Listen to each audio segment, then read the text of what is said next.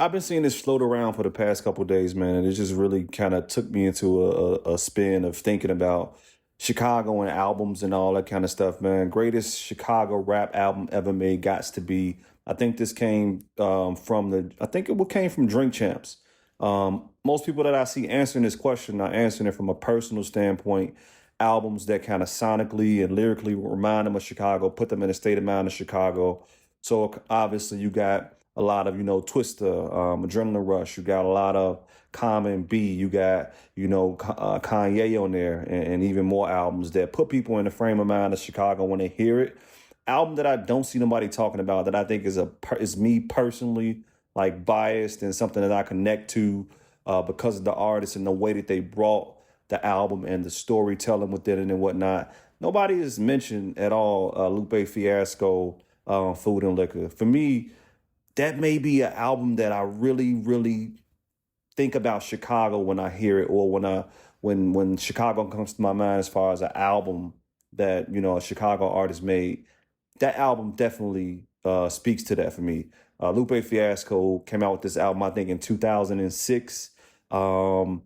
It kind of reminds me of what Nas did with Illmatic, as to where he really came with certain stories and whatnot from Chicago, but in a very lyrical, very, dare I say, intellectual way. And obviously he had Chicago is this melting pot where you have, like artists like, let's say, like a Chief Keef, but at the same time you have a Saba, you have artists like like a G Herbo, but at the same time you got like a No Name. It's a melting pot, right, of all types of different artists. And Lupe, I think he kind of represents this ability to be able to have kind of like the nerdy side, the eclectic side, but at the same time speak about some of the things from a street standpoint. And that album to me, man, just really really sounds like Chicago. Um, Songs like Real, that kicked off the album. He Say She Say. The joint where he talked with a robot basically.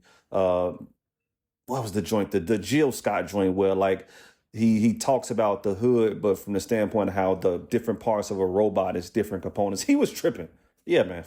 Lupe Fiasco, Food and Liquor, man. That's definitely one of the entries I would put into that. I don't see y'all talking about that. So yeah.